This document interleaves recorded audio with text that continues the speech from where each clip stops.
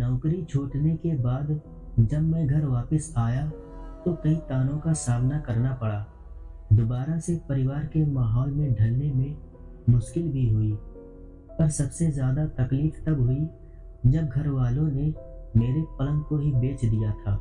तब मेरे बड़े भैया ने मुझे कुछ पैसे दिए कि मैं एक नई खाट ले आऊं, मगर जितने पैसे थे उसमें एक पुरानी खाट भी नहीं आ सकती थी।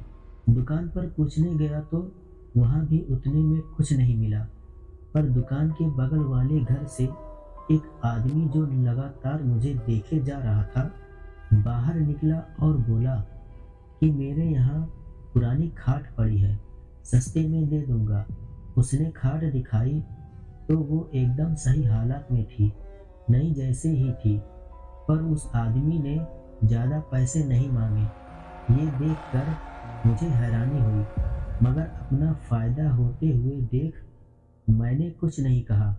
रात को खाना खाने के बाद मैंने राहत की सांस ली कि अब सोने का तो ठिकाना हुआ कम से कम। थोड़ी देर टहलने के बाद बिस्तर लगाकर मैं सोने चला गया। सोते सोते मुझे ऐसा लगा कि अचानक ही मुझे कोई धक्का दे रहा है और फिर मुझे किसी खाई में धकेल रहा है। पूरा शरीर दर्द कर रहा था। चीखते हुए मेरी नींद खुली तो मैं पसीने में लथपथ था। मुझे लगा कि कोई बुरा सपना होगा, तो मैं दोबारा सोने लगा, लेकिन खाट पर लेटते ही मुझे ऐसा लगा कि कोई मेरे कंधों को जोर से जकड़े हुआ है और मेरे पैरों को किसी ने पकड़ लिया है। दोबारा से मेरा पूरा शरीर दर्द करने लगा। मैं चाह कर भी उठ नहीं पा रहा था। हैरत की बात तो ये थी कि ये कोई सपना नहीं था, सच में कोई मेरे शरीर को जकड़े हुए था। मेरी चीख सुन सभी घर वाले वहां फौरन आ गए और उतने में ही ये सब अजीब चीजें भी रुक गईं। बुरा सपना था ये बोलकर उन्होंने फिर से सो जाने को बोला, पर खाट पर दोबारा बैठने की अब मेरी हिम्मत ही नहीं थी। वो रात मैंने जमीन पर ही गुजारी और अगले दिन मुझे लगा कि शायद कल रात जो हुआ वो सब मेरा एक वहम था। खुद को समझाते हुए अगली रात मैं फिर उसी खाट पर सोया। कुछ देर तो मुझे नींद ही नहीं आई। फिर जब कुछ देर तक कोई भी अजीब चीज नहीं हुई तो मेरी आंख लग गई, पर आधी रात में एक बार फिर मुझे लगा कि कोई मेरे शरीर को पीछे की ओर खींच रहा है। मैं आगे बढ़ ही नहीं पा रहा था, क्योंकि मेरे पैरों को जैसे किसी ने जंजीरों से बांध रखा था। फिर मुझे वैसा ही शरीर को झंझोड़ देने वाला दर्द होने लगा। मैं चीखता, इससे पहले मुझे एक आवाज़ सुनाई दी, एक बूढ़ी औरत की आवाज़ जो गुस्से से भरी हुई, जो बोल रही थी, मेरी जगह पर आखिर क्यों आए तुम? ये मेरा बिस्तर है, निकल जाओ यहाँ से। बहुत देर तक ये आवाज़ मेरे आसपास भटकती ही रही, फिर इतना पास आ गई कि लगा मेरे दिमाग से ही निकल रही हो, ना कि बाहर से। शरीर के साथ साथ अब मेरा सर भी फटा जा रहा था। तब अचानक मुझे लगा कि मेरी माँ मुझे बुला रही है। उनकी आवाज़ से मेरी नींद टूट गई। मैं जब उठा तो पसीने से लथपथ था। मेरी माँ मेरे पास ही खड़ी थी और वो बुरी तरह से घबरा रही थी।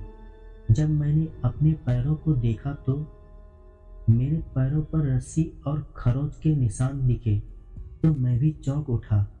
मैं समझ गया कि जो मैं महसूस कर रहा था वो कोई सपना नहीं था।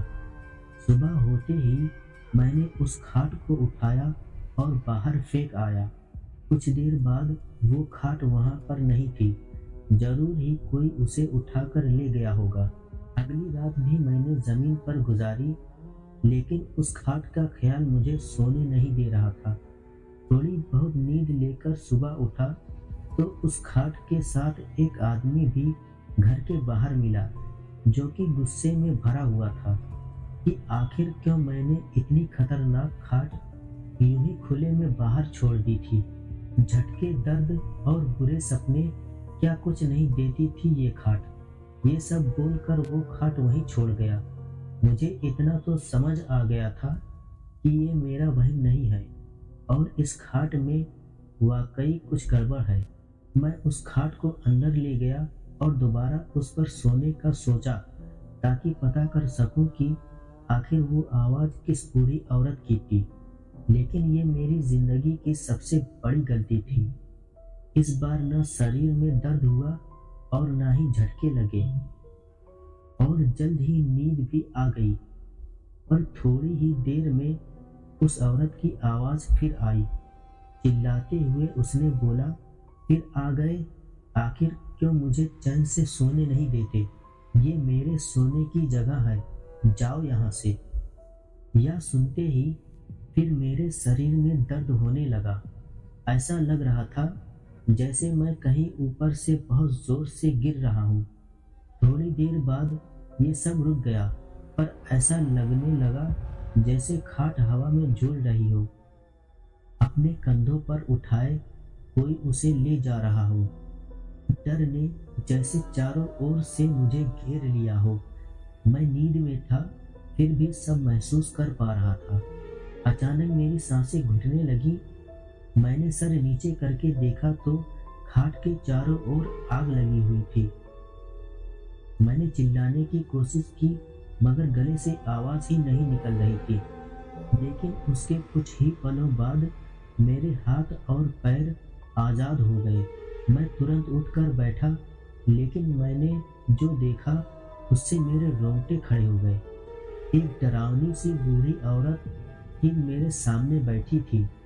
उसे देखते ही मैं चिल्ला उठा और मेरी नींद टूट गई। हांफते हुए मैं चारों तरफ देखने लगा, पर सब एकदम नॉर्मल था। बस मेरे पूरे शरीर में घाव थे। मैं समझ चुका था कि ये किसी बूढ़ी औरत के सोने की जगह थी, जो शायद अब इस दुनिया में नहीं है, लेकिन फिर भी उसे यहीं सोना पसंद है। अगली सुबह मैं दोबारा उस खाट को उसी आदमी को दे आया जिससे इसे खरीदा था। उसे इन सब चीज़ों के बारे में बताया तो ये मालूम हुआ कि उसकी माँ ने कुछ ही दिन पहले इस खाट पर दम तोड़ा था। उसके बाद से वो खाट उसने अपने कमरे में ही खाली पड़ी रहने दी, ताकि उसकी माँ अब चैन से सो सके। चाहे जो भी हो, मैं उस खाट के भयानक एक्सपीरियंस को कभी नहीं भूल पाऊंगा। तो दोस्तों, अगर आपको ये कहानी अच्छी लगी है तो लाइक और शेयर ज़रूर कीजिए। तो मिलते हैं आपको अगली वीडियो में।